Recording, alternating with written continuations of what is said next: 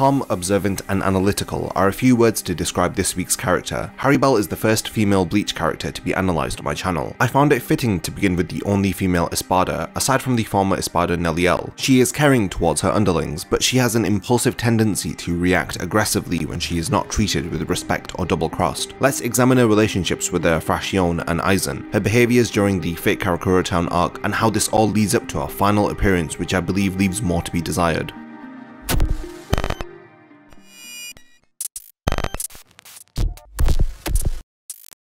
Harribel first appears in chapter 198 and in episode 138 of the anime. She has short blonde braided hair, green eyes, and a tanned skin tone. Her Arrancar jacket is a unique variation which appears to cover her mouth down to her chest, leaving her abdomen exposed. The remnants of her holomask seem to cover the lower half of her face down to her chest, and she conceals her mask under her jacket. She is the third ranked Espada, among the strongest and best of Aizen's underlings. In chapter 282 we see Harribel along with her Fraccion. They are observing Ichigo and Grimmjow battling. She prefers not to get involved, rather choosing to watch the battle closely. She even comments if Ichigo really is a human, as the intensity of his battle with Grimmjow is making her feel like she is witnessing a battle between two Espada. In general, she is calm and reserved, choosing to not speak much. She is caring towards her Fraccion, appearing to be very protective over them, as we see her emotionally affected when she realizes their spiritual pressure is fading during the Fake Karakura Town battle. In chapter 318, we see that Harribel respects Aizen as a leader, as she reprimands Baragon for doubting Aizen's capabilities, due to becoming trapped within the head captain's wall of flames called Jogaku Enjo. Harribel briefly appears within this series, so I will try to present as much as I can about her character through the moments we experience with her. It is not stated how or when Harribel joined the Espada in the manga, but we do know that she is a loyal follower of Aizen, to which she has her reasons. We learn in the Nestle Tonight short story that was written for Bleach Databook 3 Unmasked. The primary reason for Harribel joining Aizen was so that the constant fighting between hollows would cease within Hwachong Mundo. It appears that the presence of Aizen and the Espada in Los Noches seemed to prevent the hollows from fighting amongst each other. Kubo wrote Harribel's aspect of death to be sacrifice. In the anime we get a filler backstory for Harribel during episode 284, which helps to explain her chosen aspect of death. We see Harribel in this flashback as a Vastalorde class hollow resembling a shark. This is in reference to a Zanpakuto called Tiburon, which translated from Spanish means shark. We see her saving Apacci from a male hollow. She is then introduced to Mila Rose and Sung-Sun. The backstory explains how she met her future Fraccion. She decides that it would be better if they stayed together, as female hollows are outmatched by the male ones. Sometime later they battled with a hollow who managed to escape the encounter with them. Harribel lets it get away. Apacci wonders why she spared its life. Harribel states that she does not want to become stronger by sacrificing others. Her resolve is that if she cannot win on her own, then she will resort to winning within a group. Harribel and her underlings are attacked once more. She tries to subdue the hollow that is attacking them. It is apparent that this hollow's Reiatsu is more powerful than the Vastalorde class Harribel's. She is adamant to protect her subordinates. She demands them to get away. They leave but choose to return due to their respect for Harribel, deciding to give their life fighting beside her. The hollow proves to be too strong and states he decided to kill her so that he may reach the heights of the strongest individuals within Hwachong Mundo. However, the hollow's plans are cut short as Aizen arrives, saving Harribel's life by blocking the final blow the hollow was about to deliver to her. Aizen kills the hollow and commends Harribel, stating that the power of sacrifice allows for the impossible to occur. He tells her that if she doesn't want her underlings to become victims, then she needs to gain power. Aizen offers to give her the power she requires to protect them. Similarly to the other Espada, Aizen presents her with the offer of joining him, to which she agrees. We see this flashback prior to Aizen betraying Harribel. He justifies his actions by stating that even if he allowed his subordinates to continue battling with the Gotai 13, their sacrifices would mean nothing. He is referring to his Espada not being strong enough to battle with their opponents. He ridicules his own underlings by stating that he is surprised that he alone is stronger than all of his Espada. This angers Harribel. This is because she is disgusted by the disrespect that Aizen shows towards the Espada, despite them having given their lives and sacrificed themselves for their leader. Earlier, I mentioned in the flashback that we see Harribel clearly state that she does not want to grow stronger through the sacrifice of others. She says that she would prefer to grow stronger within a group. This is a contradiction to Aizen's approach to gaining strength. He has manipulated and sacrificed numerous of his underlings for his own selfish desires and his pursuit for power. He once again proves this to be true, as after Harribel's impulsive attack fails, he appears behind her and stabs her, all the while stating that he doesn't want to raise his sword more than once against the likes of her, defeating and insulting his loyal subordinate at the same time. time. We learn more about her from the poem featured within Bleach Volume 42, which is titled Shock of the Queen. No world exists without sacrifice. Do we not realize that we call this hell where ash floats upon a sea of blood,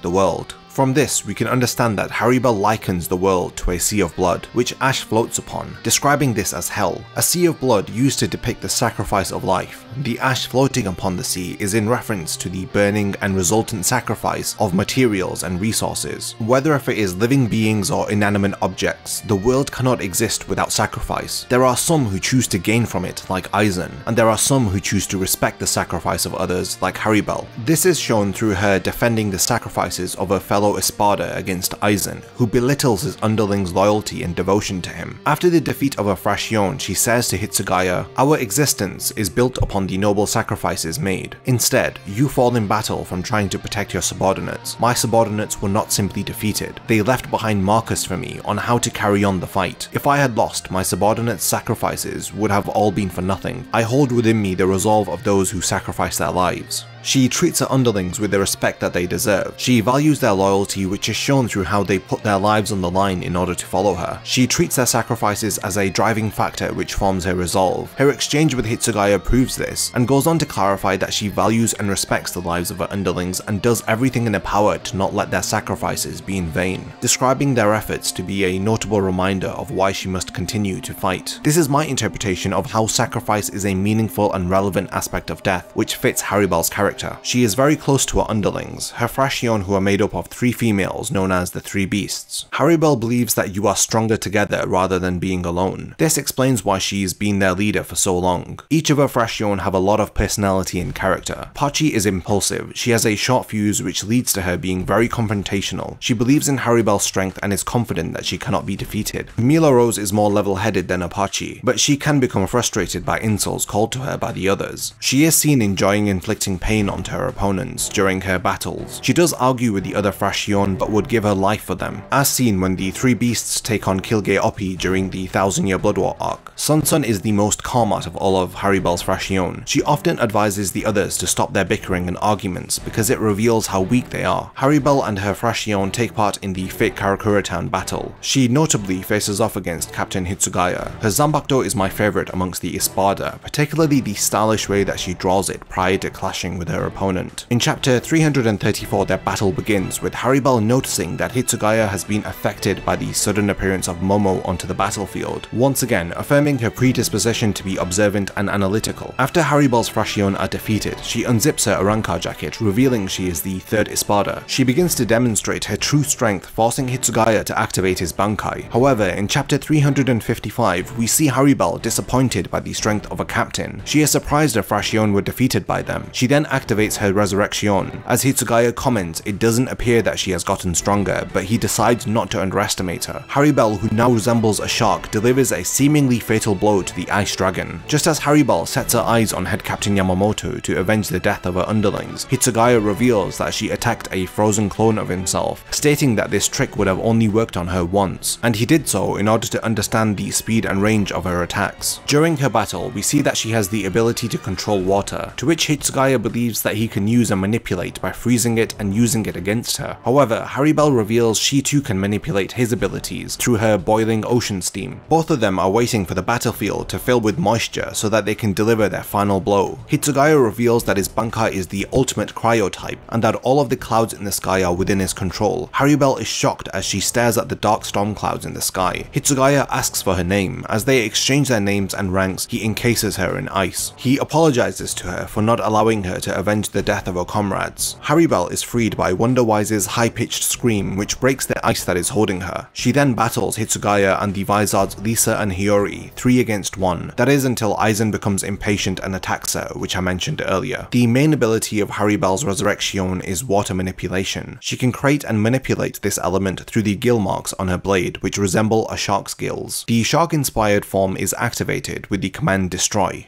Now in the manga, we are left with the supposed death of Harribel at the hands of Aizen, but like I mentioned before, Databook 3 Unmasked reveals that she survived despite being severely wounded after Aizen's attack. How she survives is explained in the short story included in the databook called Nestle Tonight. We learn that Karakura Town, which was located in the Soul Society, is switched with Fake Karakura Town in the real world by Captain Mayuri. The wounded Arrancar were also transferred to the Soul Society. It is Orihime who heals the Arrancars and even Harribel, as she has deep wounds which need immediate attention thanks to Aizen's Zanpakuto. It is stated that her injuries were so severe that it would have resulted in her death if Orihime did not arrive to heal her. After she is healed, she returns to Yhwach Mundo with her Fraccion and sees the destruction of their home after the numerous battles that took place there. She realizes that with Aizen gone, the fighting between hollows would occur once again, citing that this was the reason why she followed Aizen. She is concerned by this prospect, as without Aizen it is inevitable that the hollows of Yhwach Mundo will begin to be disruptive now. Her Fraccion advise her, now that Baragon and Aizen are no more, she should take their place and rule over Yhwach Mundo as its queen. She disagrees but does indeed become the default ruler of Yhwach Mundo. If you hadn't known about Nestle Tonight, then it may have come as a surprise to you to learn from Nell's brother Pesce in chapter 486 that Harribel is still alive. After the deaths of Stark and Baragon, it was Harribel who fell next in line to rule over Yhwach Mundo. We learned that Yhwach Mundo was invaded and Harribel was defeated by Yhwach himself. He holds her captive while taking control of Yhwach Mundo, using it as a foothold to invade the Soul Society. We don't really know what happened to Harribel within the manga, but her fate is revealed in the Can't Fear Your Own World novels, which state that she survived and is still the ruler of Yhwach Mundo. When it comes to her character arc, this is all about change, which is observed through the progression of the story. By observing the personality, actions and values of the character, you can compare them from the beginning to the end of the story. John Truby in his book The Anatomy of Stories states that true character change involves a challenging and changing basic beliefs, leading to new moral action by the hero. Harribel from the very beginning does not believe in gaining strength or power by stepping on others. This is a moral value she holds dear to herself. She believes that if she cannot become stronger alone, then she will accept becoming stronger within a group. From the beginning to the end of the story, this remains the same.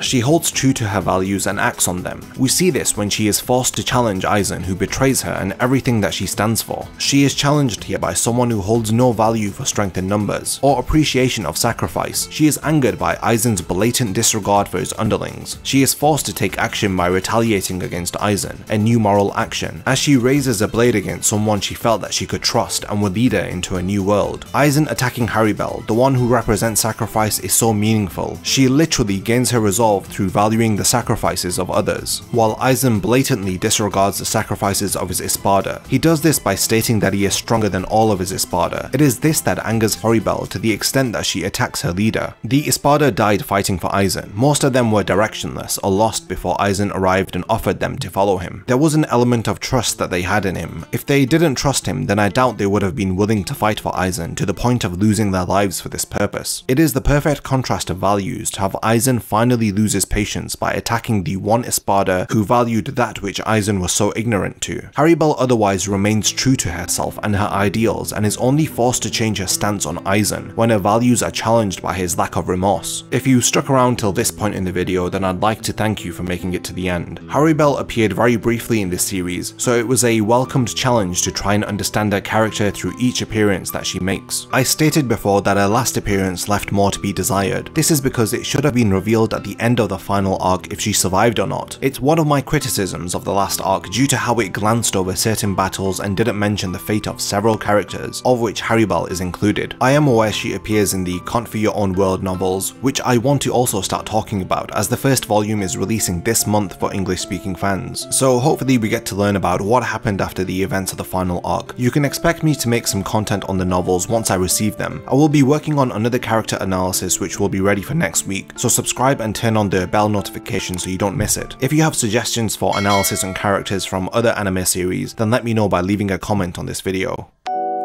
If you enjoyed this video and would like to see more like it, then please consider supporting my channel on Patreon. I have multiple tiers with rewards including access to an exclusive Discord server, video scripts, as well as being the first to know about unreleased upcoming videos. Thank you for your time, and whatever you choose to contribute I will appreciate and it will mean a lot to me.